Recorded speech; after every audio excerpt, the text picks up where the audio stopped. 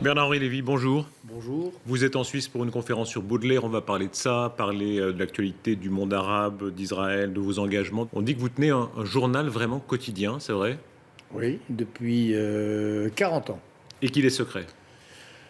Il est secret, oui, bien sûr, parce c'est un journal improvisé, c'est un journal dicté sur un répondeur tous les soirs, et voilà, il n'est pas publiable comme tel. C'est un exercice très particulier. Beaucoup de gens en rêvent, très peu de gens le font réellement. Hein. Vraiment, chaque soir, vous vous astreignez. Chaque soir, je le dicte sur le répondeur de Joël Habert, qui est mon assistante depuis très très longtemps. Et j'y consigne, alors tantôt c'est 3 lignes, tantôt c'est 5 pages, selon l'intensité de la journée qui s'achève. J'y consigne à peu près tout ce qui me semble important, aux fins d'élaboration ultérieure. J'espère que voilà, j'aurai l'occasion, le temps, le loisir, l'envie, l'énergie un jour de le remettre en forme. Ça veut dire qu'il sera publié quand même un jour. J'aimerais pouvoir le faire. Je suppose qu'il y a un moment de la vie, mais j'en suis encore loin, où le désir le plus intense qui reste, c'est celui de revenir sur le passé et de s'en acquitter. Il faut toujours se googliser. Hein. Je ne sais pas si ça vous arrive de le faire. Quand on vous googlise, alors il y a le torrent de ceux qui vous détestent, il y a le torrent de ceux qui vous admirent. En général, c'est des camps très tranchés. Vous-même, quand vous lisez ce journal, par exemple, à quel moment vous dites, voilà, ça c'est moi. Ça, c'est une page, c'est un moment de ma vie qui a compté vraiment. Il n'y a pas un moment, non, c'est... non, l'essentiel de ma vie, c'est moi. Mais je ne le relis que dans les circonstances dont je vous parle. Quand il y a un livre, non, il n'y a pas de moment où j'ai l'impression de m'exprimer dans mon essence. Vous lisez les critiques sur vous ? Oui, je les lis parfois quand elles me tombent sous les yeux. Oui, ceux qui vous haïssent, qu'est-ce que vous en pensez? Parce que, alors, il y a des points qui reviennent toujours. C'est vos positions sur Israël, vos positions sur le capitalisme, par exemple, le fait que vous soyez un homme de réseau, enfin, le fait que vous fassiez votre promotion, mais ça, beaucoup d'autres le font. Qu'est-ce qui fait, d'après vous, susciter autant de passion? Je suis le seul intellectuel à faire sa promotion. Je suis le seul artiste à défendre ses livres. Pourquoi vous êtes tellement détesté par les gens, aimé par d'autres, évidemment? Voilà, mais je préfère me demander pourquoi je suis aimé par d'autres. Détesté par... honnêtement, je ne sais pas. Ça vous a servi, objectivement? D'être détesté, oui. Mais considérablement. C'est une chance formidable. Je bénis mes ennemis. Je les remercie du fond du cœur, une fois de plus. Ils sont formidables. Formidables, presque aussi utiles que les amis. On va en reparler. Baudelaire, c'est la raison de votre présence à Genève. Alors, vous avez écrit un livre sur Baudelaire, mais ça date. On est plus habitué de vous entendre sur des écrivains engagés, des Romain Gary, des Malraux. Pourquoi Baudelaire? Écoutez, c'est un roman ancien et je dois... c'est une initiative de mon ami Marc Bonan, qui a une idée formidable, en effet, qui est d'organiser ce petit séminaire de 3 jours, dont le moment clé, d'ailleurs, a été le sien, sa plaidoirie son retour sur le procès des Fleurs du Mal. Le moment qui vous avait frappé chez Baudelaire, c'est la fin, hein, une fin terrible, dans un petit hôtel en Belgique, triste. Oui, un hôtel qui s'appelait d'ailleurs, ce qui est formidable quand on pense que Baudelaire est un des inventeurs du dandysme et qu'il définissait le dandysme comme un rapport au miroir. L'hôtel s'appelait l'hôtel du Grand Miroir. Et c'est dans cette petite chambre sordide de l'hôtel du Grand Miroir, entouré par ces flacons de laudanum, qu'il passe ces dernières semaines. En état d'aphasie, cette grande langue, cette immense voix, n'étant plus à même que de répéter de manière obsessionnelle un mot et un seul, qui était Crénon. Il y a Valérie Larbaud, qui pendant les dernières années de sa vie ne savait dire que « bonsoir les choses d'ici-bas », et Baudelaire, Crénon, Crénon, Crénon. Les derniers mots, c'est terrible. Hein. Surtout dans le cas de Baudelaire, il les a portés, ces derniers mots, pendant des mois et des mois. Cette agonie, cette existence infime a duré tout de même assez longtemps. Il y a comme ça quelques derniers mots qui frappent toujours. Je crois que Napoléon, c'était tête armée. Les derniers mots qui vous frappent le plus, c'est quoi? Larbaud, bonsoir les choses d'ici-bas. Je vous ai entendu dire que vous souhaitiez pour vous-même une agonie, je crois. Vous disiez ça, une agonie lente et tranquille quand même, pas trop de douleur. Vous allez donner des idées à mes ennemis, là. Non, mais sincèrement, c'est vrai. Sincèrement, je crois qu'une des choses les plus effrayantes en ce monde d'ici-bas, c'est l'idée de ne pas se sentir mourir. Oui. Vous savez, la question « Comment aimeriez-vous mourir ?» C'est à ça que j'ai dû répondre ce que vous dites.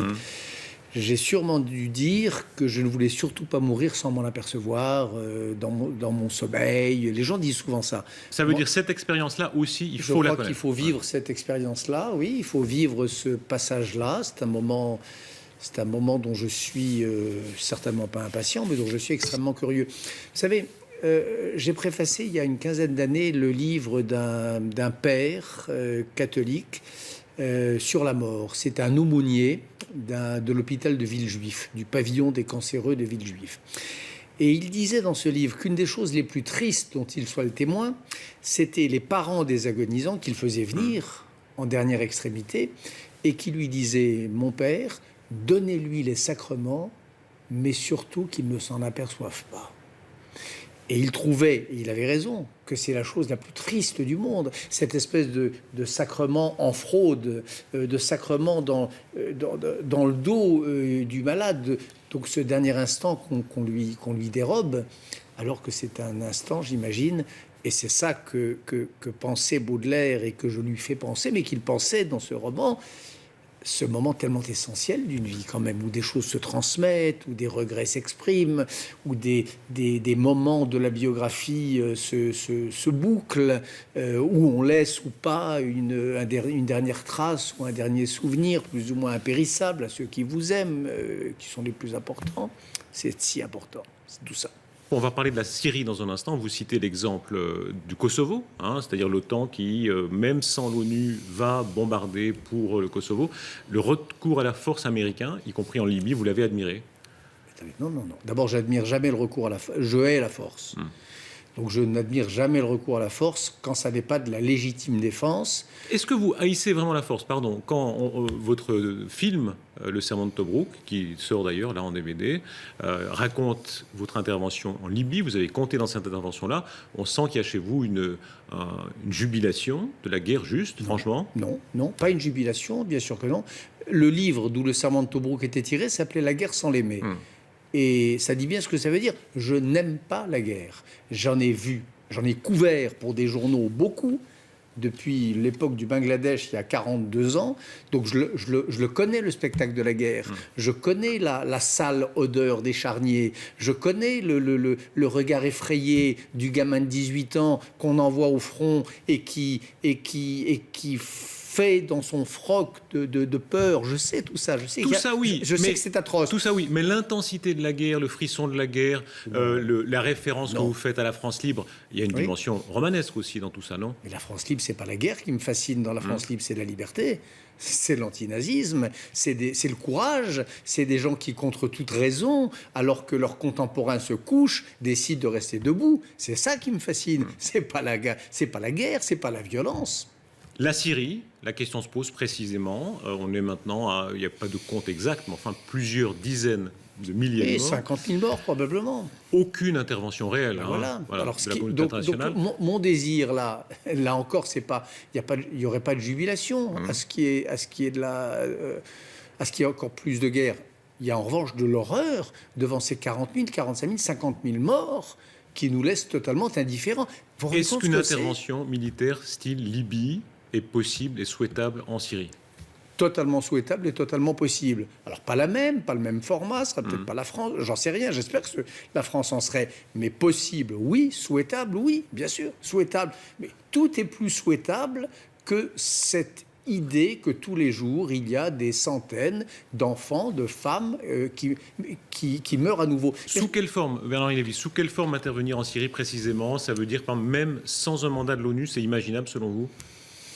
Écoutez, depuis que François Hollande a reconnu comme gouvernement, comme représentant légitime de la Syrie, les Syriens libres, on n'est plus dans la même équation. Oui, peut-être faut-il porter secours, ONU ou pas, sûrement, même pas peut-être. aux gouvernants légitimes, accrédités désormais, en tout cas par mon pays, de la Syrie. ONU s'est bloqué, puisque sans doute Moscou et Pékin refuseront toujours, ou en tout cas... Oui, mais attendez, on peut pas laisser... Vous savez, il y a les lois que je respecte infiniment. C'est ça qui fait qu'il y a de la civilisation. Puis de temps en temps, les lois sont bloquées, ou sont prises en otage par des salopards, ou sont détournées par des truqueurs. Ben dans ce cas, il y a la loi fondamentale, il y a la loi qui est au-dessus des lois.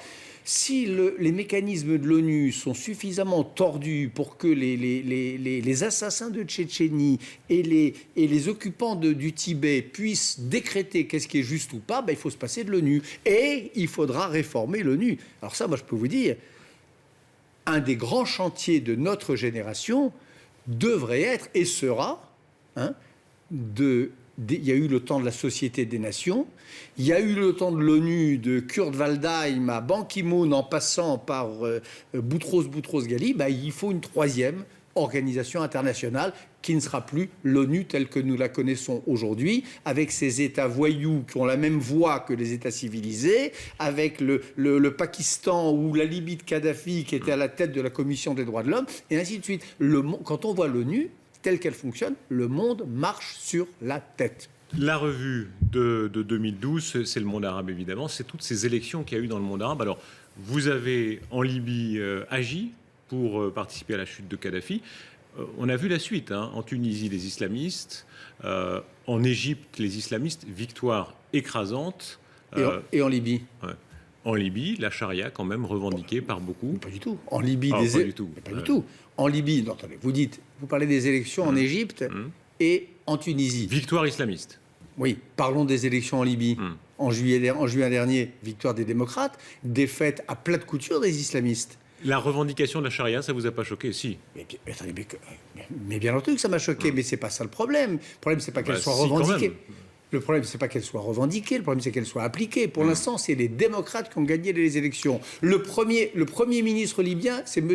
Ali Zeidan. C'est pas M. Charia, c'est M. Droits de l'homme. Il a été le patron de la Ligue libyenne, de la section libyenne, de la Ligue des droits de l'homme pendant 20 ans. Est-ce que vous ne vous aveuglez pas quand même vous-même sur le fait que dans les sociétés aussi bien libyennes que syriennes sans doute, que égyptiennes, une grande majorité des gens sont favorables à un islam appliqué, plutôt conservateur par rapport à nos critères à nous?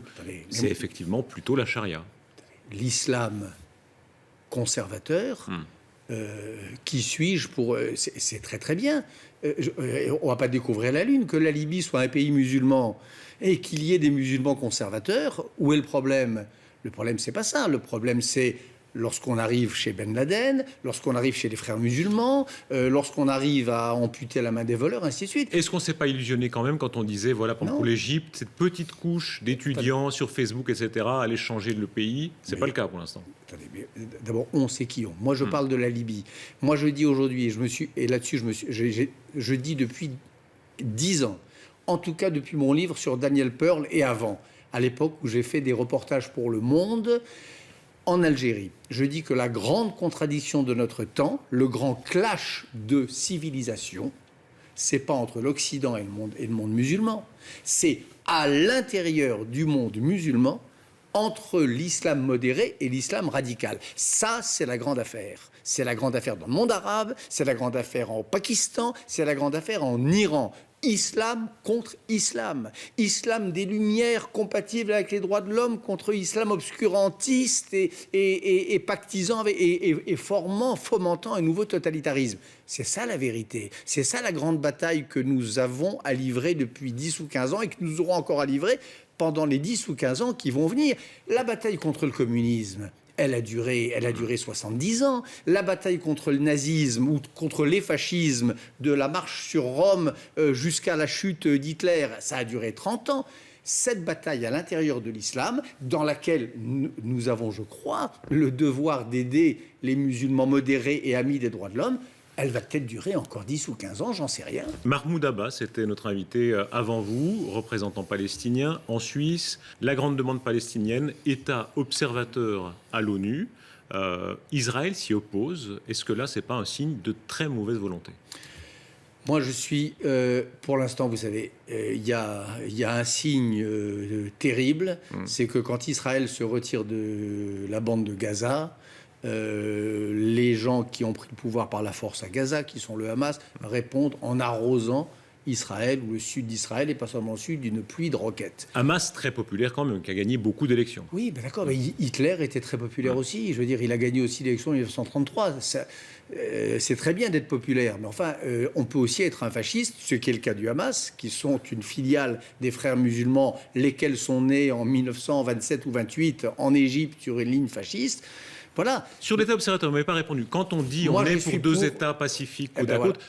quand même refuser ne serait-ce que État observateur à l'ONU, Mais- est-ce que c'est pas un mauvais procédé? Non, parce que enfin, écoutez, il ne m'appartient pas d'être là. Moi, je ne suis pas l'avocat de Netanyahou, qui n'est pas, je serai israélien, je ne voterai pas pour Netanyahou, il ne serait pas mon champion dans la politique israélienne. Mais il ne faut pas non plus dénaturer les choses. Ce que dit le gouvernement israélien, c'est pas ça. Ils disent, on veut négocier face à face avec les Palestiniens. On veut que non seulement l'État observateur, mais que l'État souverain futur, que tout ça, ça soit l'objet d'un véritable compromis politique. Mais alors, Inévi, est-ce qu'ils le veulent vraiment? Quand on est observateur extérieur, quand on n'est ni juif, ni musulman, ni israélien, ni arabe, on n'a pas l'impression que nul ne veut négocier. En réalité, c'est deux peuples pour une même terre, et ils se haïssent, et aucun ne veut négocier au fond, à la fin.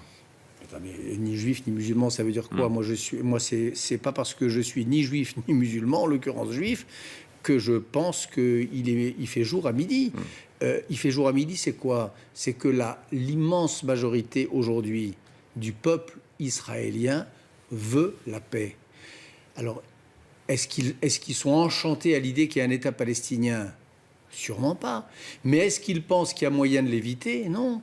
Donc, ils sont, comme les Palestiniens, les gens raisonnables des deux bords savent que pour que la paix soit, pour que leurs enfants aient un avenir respirable, il faut que chacun fasse des compromis. Il faut que chacun renonce à une part de son rêve. Et ça, les Israéliens, comme les Palestiniens, ceux en tout cas qui sont raisonnables, savent cela depuis maintenant un certain temps. Il faut renoncer à une part de son rêve. Est-ce que vous-même avez ressenti une déception d'Israël? Vous citiez Benjamin Netanyahou.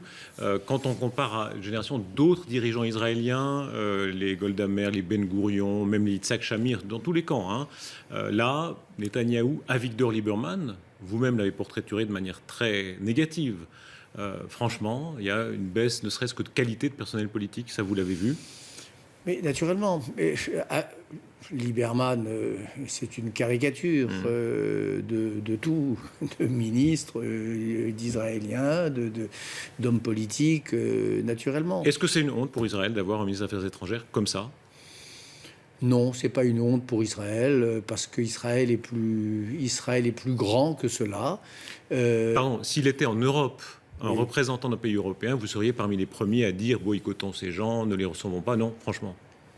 Je dirais quoi? Qu'il faut boycotter un pays un type qui aurait... d'extrême droite qui représente un pays qui se veut démocratique, ça vous choque pas?